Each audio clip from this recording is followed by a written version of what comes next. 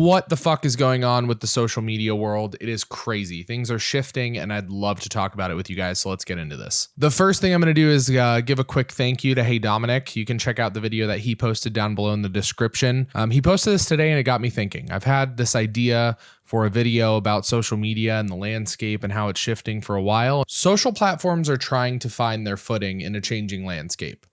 With the rise of short form content, a lot of things shifted, right? And we've seen that in real time. Even if you're just, an average user of social media who's checking things out from time to time, checking on friends and family and your favorite celebrities. A lot of these organizations, Instagram and TikTok and all these companies, are having a hard time finding a way to monetize and profit from things like short form video. TikTok is making an effort to go more long form right now. Creators and sponsors that are sponsoring creators and paying for posts are noticing lower ROIs on the posts that they are paying for. Paid services from Instagram, from X, from all these different platforms that remove ads from your feed means that ad prices are only going to be going up. The question is, how does this affect you as a creator or a business owner or someone that's using social media with an end goal? And that end goal being building an audience, being able to sell hard tickets through it, getting people to stream your music, getting people to buy your services or your products or whatever it is, buy your book. Anything. If you're a creator or a business owner that has an end goal for social media, how does this affect you? The funny part about this is that the answer that I'm going to give you now is the same answer I would have given you 5 years ago, before I even owned a marketing company. When I was just a user, I had 20K on Instagram and 20K on Twitter at the time, and I was just one of those people posting and enjoying the community that came with it. I would have given you the same advice then that I'm going to give you right now. What sells on social media is and always has been the level of the relationships that you build. So that really brings us into our first broad point of this video, and it's the concept of breadth versus depth, wide versus deep. In my mind and how I treat my clients when I'm working with them on their marketing, whether it's a musician or a service company or whatever it is always the same. We are shooting for depth, not for breadth. The idea is to build an ecosystem where you can nurture the people that are interested in your products, your services, your books, your movies, your music, whatever it is. You want to build an ecosystem with text automations and emails and content that you're putting in front of them on multiple different platforms. We're building an ecosystem to nurture the people that are interested in what it is you have to offer or what your business has to offer. Only about 3% of people are ready to purchase from you or become a fan of you or download your music or whatever it is right now. The other 97% have to be nurtured. They have to get to know you. They have to get to like you, and they have to get to trust you before they're ready to make that decision. In other cases, they're just not ready for your service right now. You don't need, they just don't need someone to come clean their house right this second. So your ad that pops up on their screen might be relevant to them 2 weeks from now, but they're going to see 10 other ads for 10 other home cleaning services before you get a chance to pop back up for them. So why would they end up picking you? It all comes down to the relationship that you're able to build with that person between the time that they first see you and the time that they're ready to make their purchase. Look, the reality of it is this: social media is a tool. All of the different platforms give you different toolboxes, different sets. One of them screwdrivers, the other's a hammer, the other one's a ruler, whatever it is. When you start looking at social media from that light and you start figuring out what it is you want to build, you stop caring about the vanity metrics. You stop caring about follower count. You stop caring about which one of your videos went viral. There's not even a definition for virality anymore. People use this trigger word. Marketers use this trigger word to try to get you to sign up with them, right? These are meaningless, open, empty statistics. They mean virtually nothing in the grand scheme of social media today. If you're not using the tools that are at your disposal through social media for that end goal, regardless of what it is you're selling or what it is you're offering to people, you're going to lose, and you're going to lose to your competition. And this loss is only going to accelerate with time, given the changes that are being made to social media platforms right now. And honestly, that's one of the things that we do really differently with our marketing company is, like, we're not here to help you go viral. We're not here to promise you 1 million views in 90 days.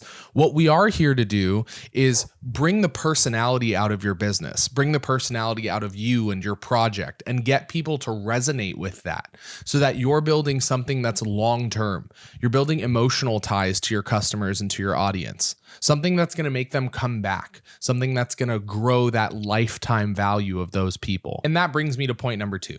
Most marketers are not marketers. They are lead generators, right? They understand 1 or 2 platforms and they know how to get people to click on a link to give you their information. And look, that's great. That's awesome. You're gathering more contacts. That's great. The problem with it is that that's all that they focus on ever. It's not a piece to their marketing plan. It is the only thing that they're doing to market your business. That leaves you with absolutely nothing once you stop running the ads. And trust me, with the way pricing on ads is going, you will want to stop running ads at some point in time or another. Not to mention, starting your organic content journey and doing it the right way can outpace ads like no other if you keep up with it and you have a decent strategy for how you're going about it. I'm talking millions and millions and millions of free impressions. If you were to just hone in on your organic content style, build an ecosystem for relationships with your customers and your audience, and keep doing it. So again, I circle back to this idea of marketers that offer breadth and not depth. They don't offer a way to build relationships with your customers. There's no nurturing going on. It's this concept of hunting versus gardening in marketing. With hunting, you're using persuasive messages and precise targeting to try to get people to buy right away. But again, we know only 3% of people are ready to buy right now. Go ahead and capture those people with advertising, with precise hunting style marketing. But what about the other 97%? You have to garden those people. You have to plant seeds for brand awareness. You have to be able to nurture these people with content, with contact, with communication, with honesty, with openness.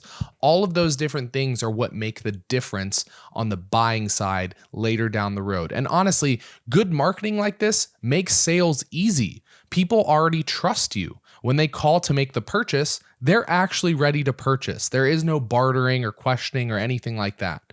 The marketing does most of the work for you when the marketing is done correctly. So to my third point, what's really your goal with social media? If your goal as a creator is to get the most number of subscribers, the most number of followers, the most number of views and likes and all of those things because you think businesses and companies are going to come pay you $10,000, $20,000, $30,000 for a post, well, those days are out the window in the next 12 to 18 months, and I can almost guarantee that. Mid-level creators between 10 and 50 and 100 and even 1 million followers are going to feel the hurt of this new changing landscape sooner rather than later, because companies only have so many marketing dollars allocated every year, and giving away $10,000 for a post to a creator and only making a couple $100 back, thank you, Hey Dominic, for that data, it's just not going to last. Word will get around and they will find other ways to spend their money. And how is that going to go? They're going to end up spending it with marketers who are helping them nurture their leads. So if your goal is just to push some e-com product until it dies, sure, run paid ads all day long. Don't worry about actually posting on your pages. Get the money, get out. If you have any other goal but running some e-com product into the ground, then you need to listen to what I'm about to say. The plan of action is simple. You build systems that are meant to help you continue nurturing your leads through text, through email, through posts on X, through posts on LinkedIn, through Instagram, TikTok, YouTube, whatever it is. You find a strategy and you build systems around that strategy to make it easy to continue doing that for long periods of time. Then you start to get creative with what you're putting in front of your customers. You get vulnerable with those people. You put a face and a character to your business or to your creativity or to who you are. You put your face out there for people to start building that relationship with. You start building relationships. And I know I've said this 100 times now, but it's the truth. What I'm going to leave you with on this is this. There's a letter by a guy named Kevin Kelly that came out, I think, 2008. I'll leave a link to it down below. He essentially talks about the fact that in the age of the internet, all you're going to need is 1,000 true fans to have a business or to have a creative endeavor or whatever it is. And I wholeheartedly believe that. And that was honestly one of the big major perspective shifts for me when I was getting into social media and growing my followings and audiences way back then. And it's the same sentiment that I take forth with me into my interactions with new clients and when I start working on their marketing. The goal isn't to reach 1 million people this month. The goal is to get 1,000 people to be true fans of you. That is the first and foremost goal. And then after that, we work on the 1,001 person, 1,002 person, 1,003 person, right? We want to make sure that what we're doing is building genuine, true, authentic fans, authentic customers of what it is that you do. And for a couple reasons, right? For one, it makes the whole process of running a business or being a creative more fun. And on the other side of it, your lifetime value of a customer, one of the most important pieces of running a profitable business, the lifetime value of each customer goes up that way.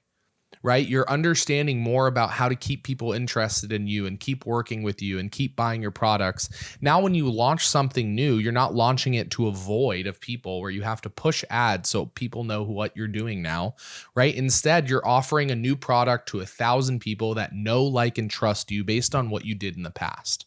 Again, I want to say thank you to Hey Dominic for his video today because it kind of prompted me to make this one. So make sure to go check that one out now if you're all done. And again, really just think about these things, man. If you're someone who owns a business or is a creative, you need to build some systems that are going to help you create content and create automations through email and through text and build an ecosystem for your audience and for your customers. Otherwise, you're going to get left in the dirt. Social media is changing. The landscape is changing. Ads and running ads all day is going to cost you more and more as time goes on. And this stuff it's not going to sit the way that it used to. You have to start thinking proactively about how you're marketing yourself and your business, or you're honestly going to get left behind. And that's going to happen sooner than you think.